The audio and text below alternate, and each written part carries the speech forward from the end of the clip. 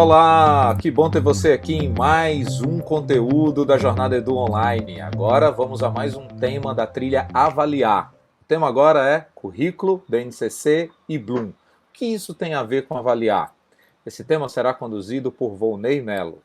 Ele é mestre em ensino de física e doutor em educação. Atua na educação há 37 anos como professor e coordenador em escolas públicas e privadas. Contribuiu como especialista em elaborações de documentos para o INEP, além de coordenar e participar de planejamentos e organizações de grandes vestibulares. Volney, vem para cá. Bom ter você com a gente na jornada. Opa, um abraço, Jones. Muito bom estar aqui, podermos conversar sobre isso. E meus parabéns pela jornada me sinto honrado em poder fazer parte disso. Bom demais. Bom, vou deixar você com a nossa audiência e nos vemos no final. Até já. Ok, até já. Bom, olá, pessoal. É um prazer estar aqui. Vamos conversar sobre avaliação. E para isso, eu preparei aqui uma apresentação para que ela possa me guiar nessa nossa conversa aqui. Então, o que currículo, BNCC e Bloom têm com avaliar? Então, vamos lá, vamos dar uma olhada nisso. Em primeiro lugar, eu entendo que falar sobre planejamento, falar sobre BNCC, habilidades e competências e avaliação são coisas indissociáveis, né? Todas elas estão presentes, têm que estar presentes quando nós preparamos as nossas aulas, né? Então, a nossa fala vai transitar por esses quatro elementos e sempre tendo como o palco de todo esse trabalho a sala de aula. Então, vamos lá. Em primeiro lugar, quando a gente fala na BNCC, eu tenho que pensar nessas competências gerais da BNCC.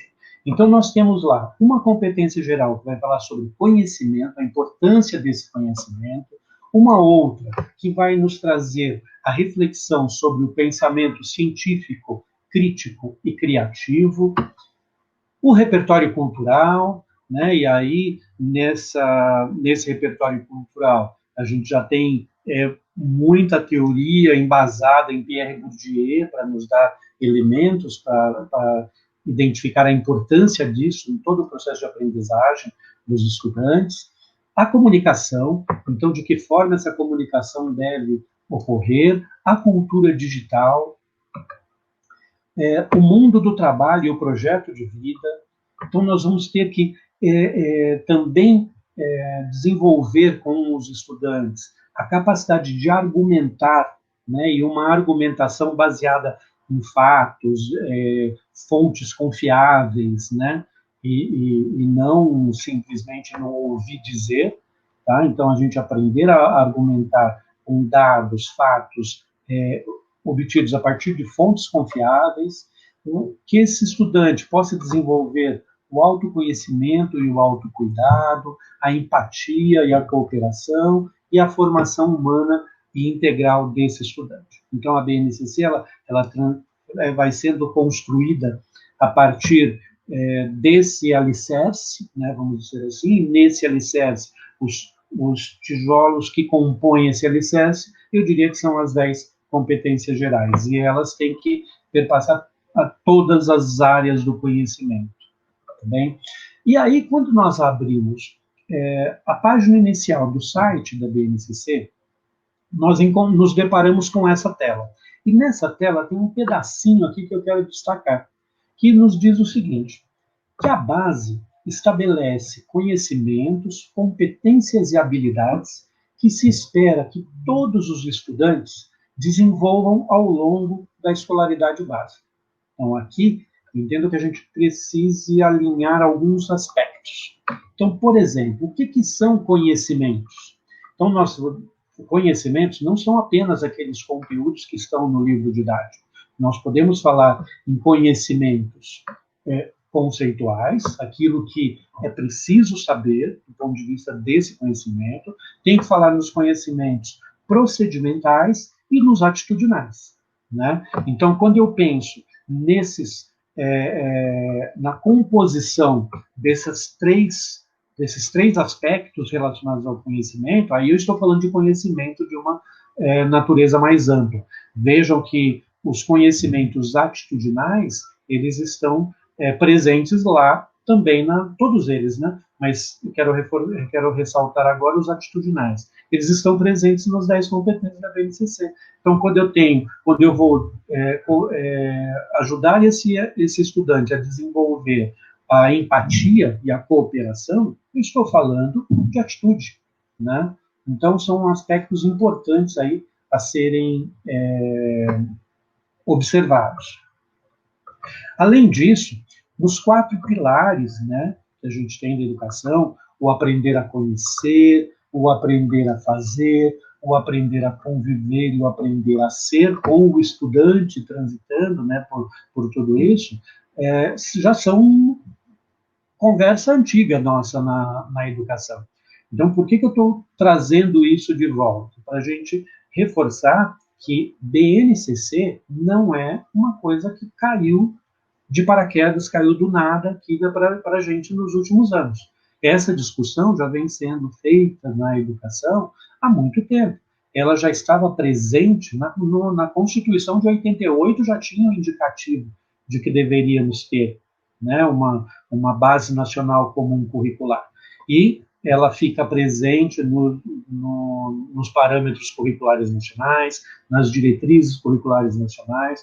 Então, para quem está estudando isso já há tempos, sabe que a BNCC ela veio dar uma reorganizada nesse processo como um todo, enfatizando o aspecto de área de conhecimento, né? Então, quais são as nossas finalidades educativas aqui? O que eu vou ensinar? Né? Tenho aqui 5 perguntas que eu vou colocar aqui, que todo professor tem que pensar sobre elas na hora de estabelecer o seu planejamento. Então, o que eu vou ensinar? Vou ensinar o quê? Eu vou ensinar para quem? Eu vou ensinar para quê? Né? Qual a finalidade daquilo que eu estou ensinando? Tá? Vou ensinar de que maneira? Né? Só que eu só tenho condições de definir esse como quando eu estiver de uma forma bastante clara as perguntas anteriores respondidas, quando eu sei o que eu vou ensinar, quando eu tenho claro para quem eu vou ensinar, e aí eu vou pensar nesse para quê. Para quê não pode ser simplesmente aquela coisa, estou ensinando para que ele resolva um problema, estou ensinando para que ele passe no vestibular. Isto também faz parte, mas eu estou ensinando para que ele se torne um cidadão, para que ele seja ciente, né, dos seus direitos, dos seus deveres, para que ele possa olhar o outro com empatia. É para isso que eu estou ensinando. Eu quero formar um cidadão.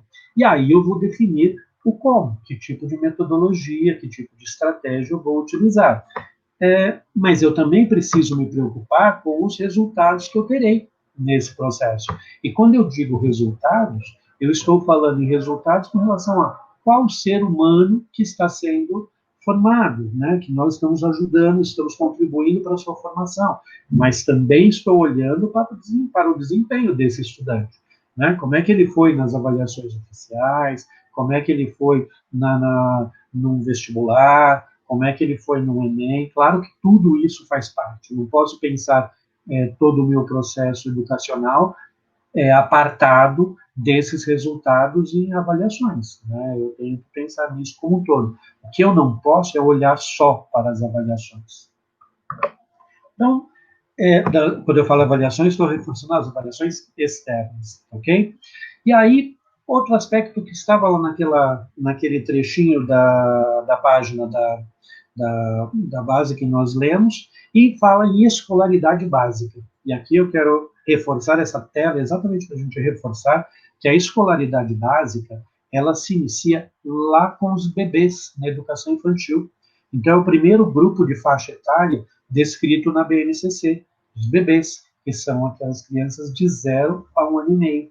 Né? Então, e ela vai lá percorrendo todo o processo do ensino fundamental, anos iniciais, anos finais e ensino médio, tá? Chegando à terceira série do ensino médio. Então, se esse estudante teve lá um bom desempenho no Enem, na terceira série do ensino médio, eu não vou dar os parabéns aos professores da terceira série apenas. Eu tenho que dar os parabéns para todos os professores desse estudante, desde quando ele entrou na educação infantil. Também, porque a escolaridade básica é um processo crescente. As habilidades e competências, elas são construídas ao longo de todo o processo. Eu não construo, eu não desenvolvo uma competência leitora em um ano. Né? Essa competência leitora, por exemplo, é desenvolvida ao longo de toda essa escolaridade básica e mais. É desenvolvida ao longo de toda a vida, né, da gente. Então, nesse sentido, eu citei aqui agora há pouco os termos habilidades e competências, e eu quero só detalhar isso um pouquinho. Né? E aí, quando eu digo, entro num avião para uma viagem, e aí eu pergunto para o comissário de bordo se o piloto é competente, né? Então, a comissária de bordo, sim, ele é muito competente. Só que ela me fala isso na hora que o voo já decolou. Ele só não sabe aterrissar, né? Bom, certamente eu não ficarei tranquilo com relação a isso. Por quê? Como é que ele pode ser competente, mas ele não sabe aterrissar? Né? Então, a gente tem que distinguir esses processos, porque a ideia de competência, ela é um conjunto, um rol, cada competência tem um rol de habilidades penduradas nessa competência, é como se fosse um guarda-chuva que a gente tem aqui, tá? As habilidades penduradas, e um universo de habilidades vai me dar uma determinada competência. Então, por exemplo, dizer que uma pessoa, que um estudante é um leitor competente, ele tem desenvolvido a competência leitora, significa que ele sabe ler um gráfico de matemática, sabe ler uma notícia de jornal, sabe ler uma obra de arte, sabe ler um poema, sabe ler um romance, sabe ler uma notícia de jornal, né? Então, porque a gente vai tendo esse conjunto como um todo, tá? E cada um desses pedacinhos vem sendo descrito por uma determinada habilidade. Então, nesse contexto, como é que essas habilidades elas são descritas aí e como que isso entra lá? Tem que estar no nosso planejamento, né? Toda habilidade ela é descrita a partir de um verbo de ação seguido do conteúdo, né? Conteúdo aprendido na escola e o contexto no qual isso está presente. Então, por exemplo, qual é esta habilidade? Uma habilidade de quarto ano do ensino fundamental de língua portuguesa. Reconhecer a função de gráficos, diagramas e tabelas em textos como forma de apresentação de dados e informações. Né? Vejam que eu tenho um verbo de ação aqui, o reconhecer, então é isso que eu quero fazer, mas eu vou reconhecer o quê? A função de gráficos, diagramas e tabelas. Onde? Em textos, como forma de apresentação de dados e informações. Vejam que se eu mudar o contexto, se eu tirar a questão como forma de apresentação de dados e informações e colocar para a resolução de problemas, essa poderia ser uma habilidade transformada em matemática. Né? Então, simplesmente eu falar gráficos, diagramas e tabelas, eu não estou falando especificamente de matemática ou de geografia ou de ciências. Tá?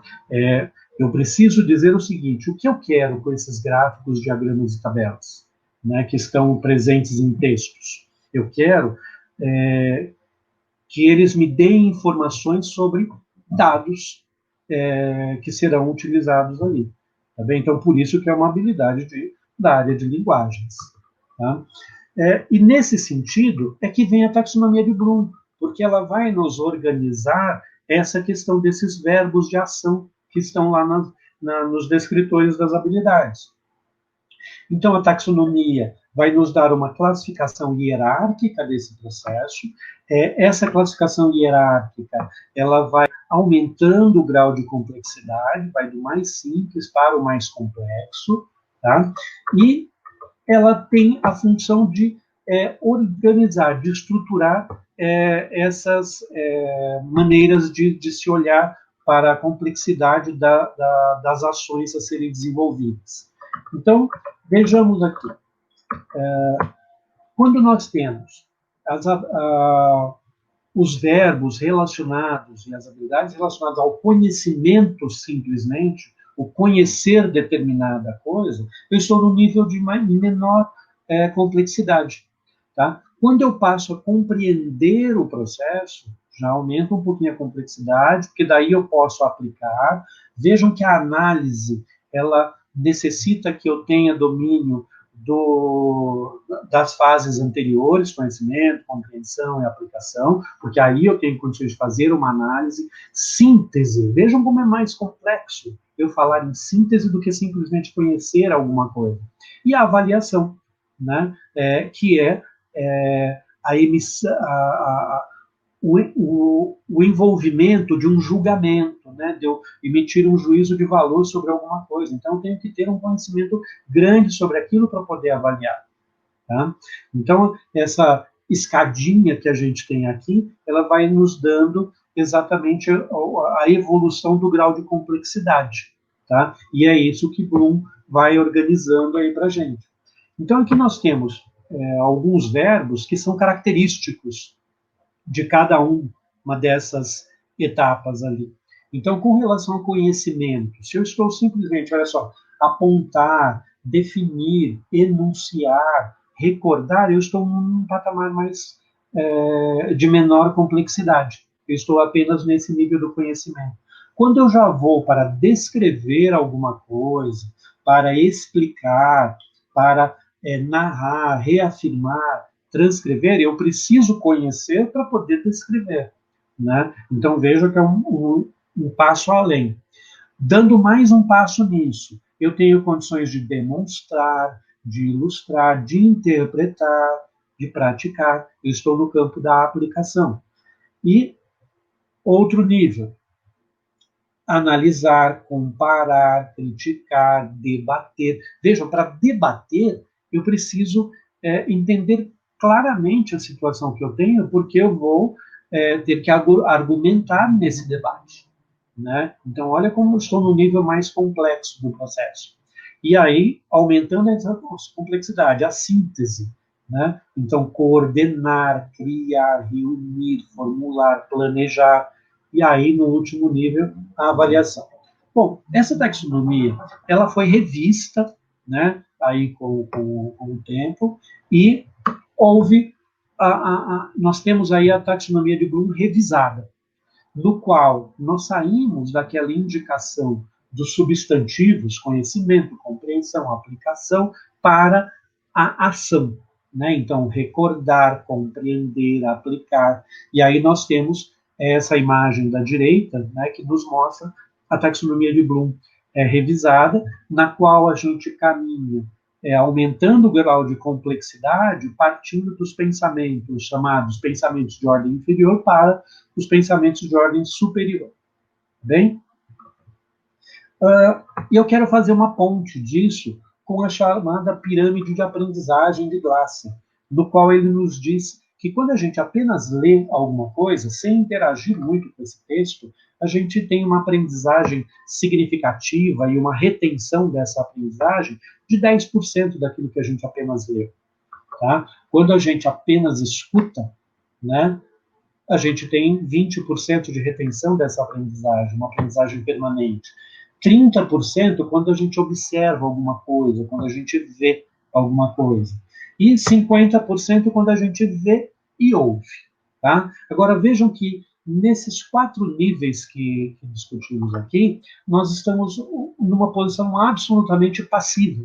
Né? Estamos apenas recebendo informação. A gente não está tendo uma atuação mais efetiva nesse processo. A gente está só como receptor.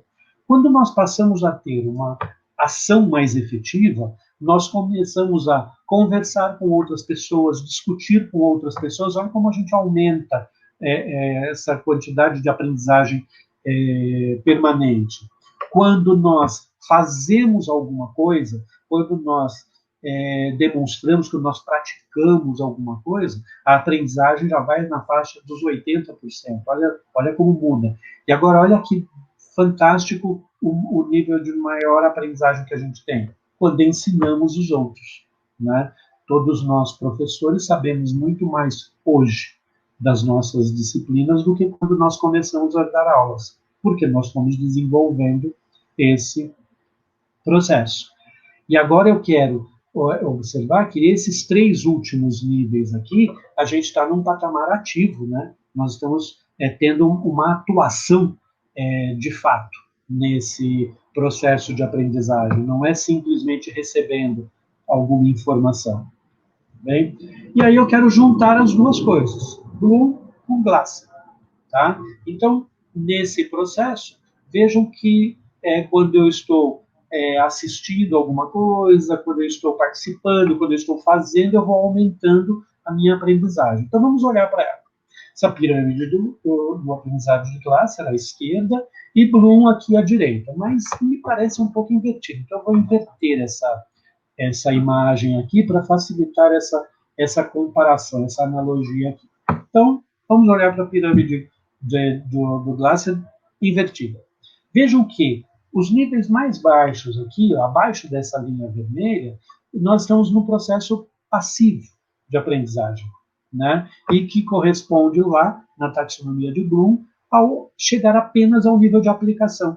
Então, quando eu estou construindo o meu planejamento, o planejamento do meu curso, se lá nos verbos que eu vou utilizar para os meus objetivos, né, o que eu quero atingir, se eu ficar apenas até o aplicar, até a aplicação, resolução de problemas, eu estou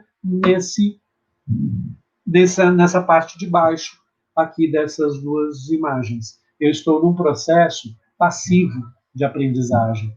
Ao passo que quando eu começo a analisar, quando eu começo a criar coisas, a avaliação, começo a praticar, eu vou para essa parte de cima no qual a gente tem uma interação de fato, né, com o objeto de conhecimento. Ok? E aí chegamos na avaliação, nesse processo. Tá? Então, o que é avaliar? A gente avalia, na realidade, o tempo inteiro no nosso cotidiano. Né? Quando estamos em uma fila de supermercado, nós vamos entrar numa fila, a gente avalia se eu entro na fila da esquerda ou na da direita. Para isso, eu vou estabelecer critérios. Eu vou verificar onde tem menos pessoas, quais aquelas mesmo que tenha mais pessoas, mas os carrinhos estão mais vazios, pode ser que aquela fila ande mais rápida. Então, eu vou criar critérios para isso. Isso a gente faz o tempo inteiro. Não é uma avaliação escolar apenas, né, da qual eu estou falando aqui. Né? E o que é, então, avaliar? Avaliar significa emitir um juízo de valor sobre alguma coisa. Tá? Quando eu tenho resultado de uma determinada prova que os meus alunos fizeram, um determinado trabalho, eu tenho que saber o seguinte: o que a correção daqueles trabalhos, daqueles instrumentos vai me trazer de informação, né? Para o que eu vou captar ali de informação? Porque eu preciso diagnosticar o que está acontecendo, eu preciso conhecer melhor a situação, refletir sobre aquela situação de aprendizagem, porque daí eu posso agir. Né? E vejam que esse agir se liga totalmente com os verbos que estão nos descritores das habilidades e no Bloom, né? Como nós vimos. E aí eu posso planejar as minhas ações. Okay? Como finalidades da avaliação, será que ela é sempre utilizada para aquele diagnosticar ou ela é utilizada apenas para dar nota, para aprovar, reprovar, demonstração de autoridade, né? Para prender interesse e atenção dos estudantes? Mas se isso funciona, né? Sabemos que não funciona. Né? Como é que a gente matava a aula em 1990? Nós matávamos a aula saindo, fugindo da sala de aula, né? Ali, então ali o menininho pulando o muro ali. E como se mata a aula num sistema, por exemplo, digital, num sistema EAD? muitas vezes o pessoal está matando aula simplesmente fechando o microfone e fechando a câmera, né? Porque fechou o microfone, fechou a câmera, quem está do outro lado não sabe o que está acontecendo do lado de lá. Tá? A avaliação, ela não tem que servir para essas coisas, para dar nota apenas para controle de disciplina. Ela tem que servir para nos dizer o que o aluno não sabe e principalmente por que ele não sabe. Tá? Porque aí eu tenho condições de verificar o seguinte: o que eu vou avaliar? Eu vou avaliar o quê? Vou avaliar para quem? Para que e como? Quando eu defino essas coisas, eu tenho condições de estabelecer os instrumentos que eu vou utilizar para aquela construção daquela avaliação. Né? Então, dependendo do que eu quero fazer, eu vou utilizar um determinado instrumento, que pode ser um trabalho em grupo, dependendo do que eu quero, pode ser uma produção escrita, individual do estudante, porque a avaliação, né, a premissa da avaliação, pensando naquela questão do julgamento que eu falei, né, da emissão de um juízo de valor, como que é a premissa de um julgamento? Todo julgamento tem que ter base, ele tem que estar embasado. Nós temos que ter critérios. Esses critérios têm que ter o máximo de objetividade que for possível. Para quê? Para que eu possa ter a menor imprecisão possível nos resultados que aquela avaliação vai me dar, nas informações que ela vai me dar. Tá?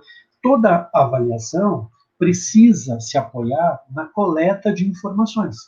E essa coleta, ela pode ser qualitativa ou quantitativa, né? Lembrando aqui que a avaliação não é sinônimo de medida, eu preciso muitas vezes de uma medida, tá? Para poder fazer o julgamento, mas ela não é sinônimo de medida, tá? Muitas vezes ela compõe. E aí estas medidas que vão me permitir fazer esse julgamento para que possa subsidiar as ações pedagógicas, para que eu possa melhorar a qualidade do meu processo educacional. E aqui é que eu acho que é o ponto fundamental. A avaliação tem que nos dar elementos para subsidiar as ações pedagógicas. Tá? E qual o papel do professor nesse contexto inteiro? Né? Estamos caminhando aqui para a finalização dessa fala, que a gente... É difícil cortar algumas coisas, mas é que a gente tem que falar disso tudo junto, como eu falei antes, né? Não dá para pensar na avaliação apartada da sala de aula, e se eu estou pensando na sala de aula, eu tenho que pensar no planejamento, eu tenho que ter a BNCC me iluminando para esse processo, né? E aí a avaliação também vem nesse conteúdo, nesse bolo todo aqui, tudo junto. Então, qual o papel do professor aqui? Seja num processo síncrono, né, aula presencial, ou não, né, mas que seja síncrono, que seja ao vivo, eu falando diretamente com os estudantes, ou num processo assíncrono, né, é importante que nós tenhamos a ideia do conhecimento como sendo uma obra aberta, e não como sendo uma coisa fechada desse conhecimento, o conhecimento pelo conhecimento. Eu tenho que pensar nesse conhecimento se relacionando com o mundo, né? Então, por isso a ideia do conhecimento como uma obra aberta, tá? E aí, nesse papel do conhecimento como uma obra aberta, o nosso papel como professor, né, como professores, tem que ser o de fazer uma curadoria, né? Porque, olha, o mundo está aí como informações. Minha formação inicial é de física, né? Como o Jones falou no início. Qual é o melhor laboratório para mim, né, no ensino de física? É o mundo. Eu não preciso necessariamente de um laboratório ali com 4 paredes fechadas e a bancada. O meu laboratório pode ser a quadra da escola. O meu laboratório pode ser o bosque que está do lado, pode ser a avenida que passa em frente à escola, no qual eu vou fazer a medição de tempo, por exemplo, dos carros que passam por ali num determinado trecho. O mundo é meu laboratório. Então, eu tenho que, como professor, saber olhar para esse mundo e fazer uma curadoria dessas informações todas que estão aí. Tá bem? E aí eu elaboro roteiros para esses alunos, síntese, seja lá o que for. tá certo? E aí, nesse mundo que nós temos, vejam que a gente tem uma infinidade de elementos aí que podemos procurar, né? Onde podemos buscar informações. E o nosso papel, eu diria que é de categorizar esse universo aí, do qual eu posso ter um grupo de ferramentas que me permitem buscar informação. Então, o YouTube me permite buscar informação, a Wikipedia me permite buscar informação. Tá? Agora, eu posso ter uns sistemas de autoria, então, Google Docs, então, editores de imagens, mapas interativos, né, que é um outro grupo de aplicativos, de ferramentas que nós temos. E um outro grupo para comunicação, que são as mídias sociais. Então, se nós aprendermos a categorizar essas coisas e a gente utilizar isso como ferramentas, a gente traz tudo isso para dentro da sala de aula. Né? Então, acho que esse é um ponto bem importante aqui. Tá? Para continuidade dessas nossas conversas aí, disponibilizo para vocês os meus contatos, WhatsApp, redes sociais, e fica aqui o meu muito obrigado pela atenção de todos, e eu encerro com duas frases do Stephen Hawking nesse processo. Né? Olhe para as estrelas e não para os seus pés. Se eu ficar olhando apenas para os meus pés, a chance maior é de eu tropeçar e cair, e não andar para frente. Então, olhe para cima, olhe para as estrelas. E o segundo, que eu considero genial, essa frase dele, esse pensamento, nos diz o seguinte: o maior inimigo do conhecimento não é a ignorância, é a ilusão do conhecimento. Né? Aquela pessoa que acha que já sabe tudo e não tem mais nada para aprender. Né? Então, eu acho que essa situação é a situação que caracteriza para mim o maior inimigo do conhecimento. Então, muito obrigado a todos pela atenção e espero ter contribuído aí com as reflexões e discussões de todos, e aproveitem essas trilhas que estão sendo desenvolvidas, porque são muito ricas. Muito obrigado. Muito bom, Volney. Olha, terminar com essas citações é inquietante, viu? Bom demais. Inclusive, o filme que conta a história dele, né, é belíssimo de assistir. Sim, A se explicação. tiver a oportunidade de ler a biografia dele, é uma coisa maravilhosa.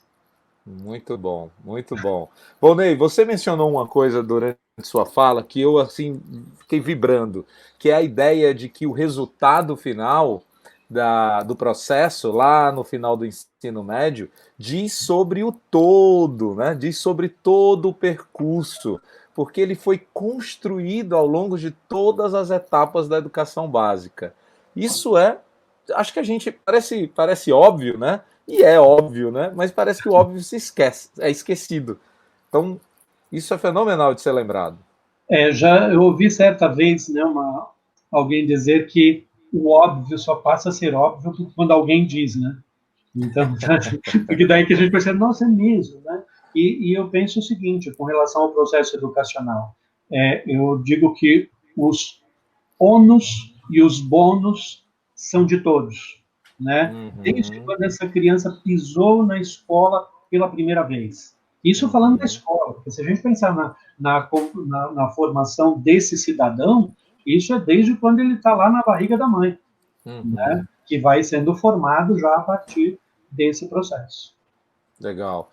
Um outro destaque que eu queria fazer é sobre o lugar da avaliação no processo da aprendizagem.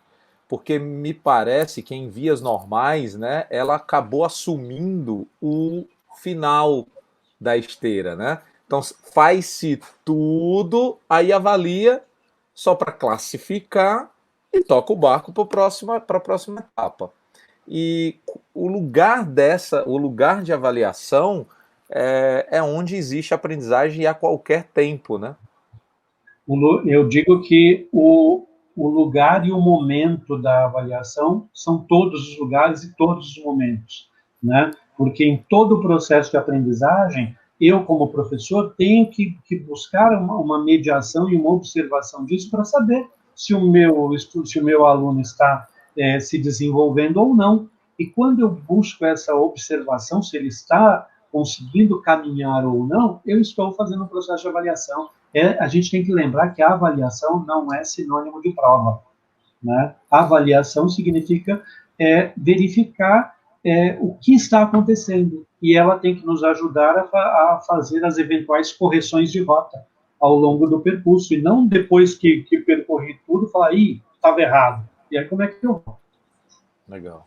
Sabe o que eu acho legal quando você faz toda essa análise, olhando para os verbos que partem da BNCC, vem lá dos pilares da educação, taxonomia de Bloom, é que você pode parecer meio tudo confuso, mas é entender a raiz daquilo que realmente é importante ser desenvolvido no aluno, né? E aí a gente tem que lembrar, de novo, é um certo óbvio, mas que a BNCC reaquece que o foco da educação não é que o aluno seja capaz de apreender conteúdos, né? Seja capaz de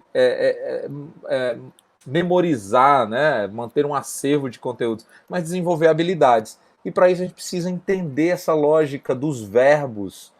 Fascinante isso.